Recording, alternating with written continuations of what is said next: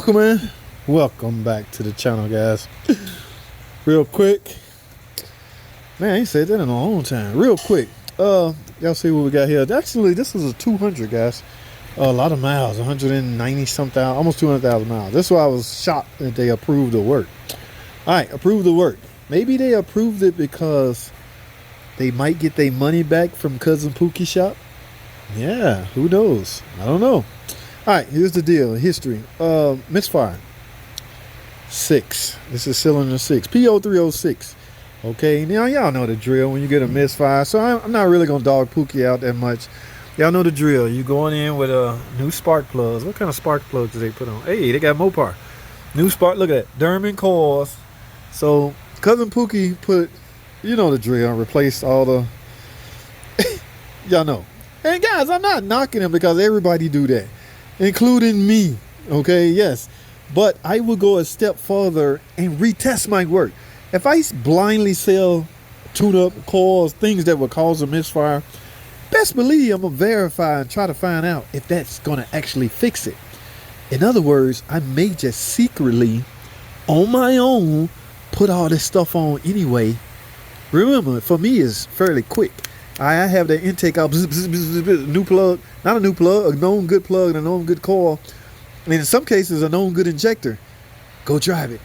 Misfire gone? Yes, that's what it needs. Now, you're limited, or your chances, you hope like hell they sell it at that point because you done basically fixed it. And then some guys, I do that sometime, okay? Sometimes I have to fix a car in order to find out what will fix a car. Does that make sense? Yeah, all the time. And the only reason I will indulge in such an activity if it will not take a lot of time out of my life to do. Screwing a spark plug and a coil to find out if that's causing misfire. Yeah, I can live with that. Remember, I'm allocated 1 hour anyway to figure out what's wrong with the car. I can do that in 15 minutes. Go drive it, misfire gone. That's what it needs. Boom. And that way I got a guaranteed known repair. But you look childish. You look immature. You look like you don't know what you're doing stuff like that. That's why in some cases I used to keep that to myself. I no longer keep it to myself. I'm telling all 250,000 of my subscribers that is activities I indulge in sometime. Yeah, because I want to be 100% sure. That's because I'm overprotective of my image. And you should too. Well, here's the deal. All right, I don't know. Guys, when you do a misfire or you got a misfire and you've done everything, it's time for a compression test. It's time to find out if this engine able to carry its load, if the cylinder rather. You know you got a PO306. That's a problem in cylinder 6. It's time to find out. This is a 6-cylinder engine. Okay, if one cylinder is not carrying its load, that will affect the overall engine. So you can't say, I got 5 other cylinders, everything should be all right. No, one cylinder will throw off the balance and make the car imbalanced and shake and run rough and idle erratic. Yeah, so every cylinder has a responsibility. It has to carry its load. I don't know, 150 maybe PSI compression. And if you can't find it that way, or don't reveal its ugly face, do a leak down test. Okay, that's exactly what I ended up doing. Now, I know some of y'all are gonna be like, how'd you get that off without taking the cover? That's a long story. And remember, I do not indulge in teaching shortcuts. This is not even a shortcut. This is borderline technically a hack. Yeah, but it gets the job done safely. Okay, I know some of y'all, my first job I did like that, everybody, you a hack. Those jobs are gone, and never came back, which means mission accomplished. I fixed the car, no matter how I got there, as long as I get there. So, but yeah, you can't explain that to everybody. Some people just want to call you a hack anyway. Hack away, go for it, baby. This job will be done in no time. I had to sell a head, guys. Let me show y'all something. Hey, got a good Mopar head. Now remember, the early edition heads, 2011, 12, 13, which is what this is, had problems with the valve guides. So in this case, I thought I was gonna see, y'all remember the other head I did? I had a crack in the exhaust valve.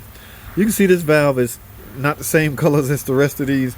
I'm leaking down past the exhaust with air, with the cylinder full of air. You can hear it coming out of the exhaust. So I got an exhaust, maybe the seat is not seating, but at this point it don't matter. I need a head. Now it wouldn't matter if I was planning on rebuilding this head. Yes, back in the day, we used to do valve jobs. Remove valves, hand lap in new valves, find out what burnt that valve. Normally, especially like on a PT Cruiser, it used to always stem from the valve stem oil seal. Yeah, it would no longer seal and oil would get in there. And when oil constantly drip or drop on top of a hot exhaust valve, eventually you're going to, pit, crack, break, whatever. And at that point, you're going to have a misfire. So all those PT Cruisers I was doing those valve jobs on, if you don't change the seal, you defeating the purpose. The car going to come back because oil is getting past those seals. So I would tap in new seals. Yes, we used to do full-blown. Now, some people's definition of a valve job is take it to a machine shop and let them do it. No, man. Anybody can hand lap valves. What the hell is wrong with y'all? I do all my own valve jobs. I got valve and lapping compound and little... Yeah, I did all of that. But we don't do it now. We put on heads.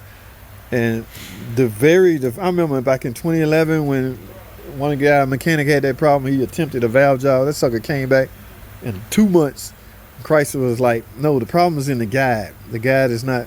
Yeah, so from then we started replacing the heads. That's what they said to do. We got to go by instruction. So speaking of head, brand new head, Mopar baby. I'm guessing this is a reman. When they send this back, they're gonna do the same thing they did to this Big M. Remember, guys, oil gallery plugs. They got them Loctite and painted. These ain't no way in the hell these walking. And if it did, you'll be able to see. See how they got the paint on there now? Yeah, you can tell this is a reman. Look. Yeah, so long as they pressurized it and flat checked it and all that good stuff. So this one actually ready to go back on the car. Got my head gasket on deck. Only need one head for bank 2. Okay. Yeah, so yeah, they throw the injector at it. They throw everything at it. And again, I get it. I understand some DIY guys or some cousin Pookie shop, they're gonna go as far as they can. Every shop don't pull heads. In fact, this looked fairly intimidating to most shops. Guy from a shop come over here right now and see this. Oh man, what the hell? Because, they don't, guys, when you do something a lot, you become accustomed to it and it becomes easy to you and nothing's shocking to you anymore. There's nothing about this engine that would shock me anymore. All right. Yes, you can do this head without taking the cover off, and you can do that head without taking the cover off. That's right. I said it. I ain't never taking covers off no more. I don't take covers off. All right. Very first one I did, that's when I realized, hey, I didn't have to take this damn thing off. Yeah, but I don't want to speak about that. But yeah, it's looked fairly intimidating. A lot of guys out there are simply selling engines. It's not in for a ticker. Where's my valve train parts? I'll put them over here. Yeah, you see how clean this is? Yeah, it's not a ticking job. Remember, guys, don't let nothing get on these tone wheels, magnetic tone wheels. So none of my rock arms was broken. None of my lifters was broken. None of collapsed. Nothing. Everything was kosher. In fact, this customer take care of their oil changes big time. Okay, phasers on deck, so everything is on deck. So I'm just gonna slap the head on it, put a gasket on it, clean all this out, slap the head on it, put it back in time. Yeah, you see my marks right there? Make sure you mark. That's why I only do one head at a time. Put everything back together. Misfire be gone. All right. So I don't know if you want to take these stupid Derman coils and these plugs. All right, those Mopar plugs, but those Derman coils, I don't know. Yeah, I don't know. Okay. Now, will a failed rock arm cause a misfire? Absolutely. And you may not see that on a leak down test, because remember, leak down test, the engine is stationary. Hopefully both valves, this is dual overhead cam, 4 valves per cylinder. Hopefully all of them closed. That's when you do your test. I've gone so far as to lift the camshaft caps up so I know for sure all valves are closed. And then I do my leak down test. But valve train was intact. I'm leaking past the exhaust. All right, guys, that's all I have, man. I got a lot of work to do, so let me get to it. Doggone it, get at it, doggone it. This thing will be purring like a kitten in the morning. All right, I got to go, guys.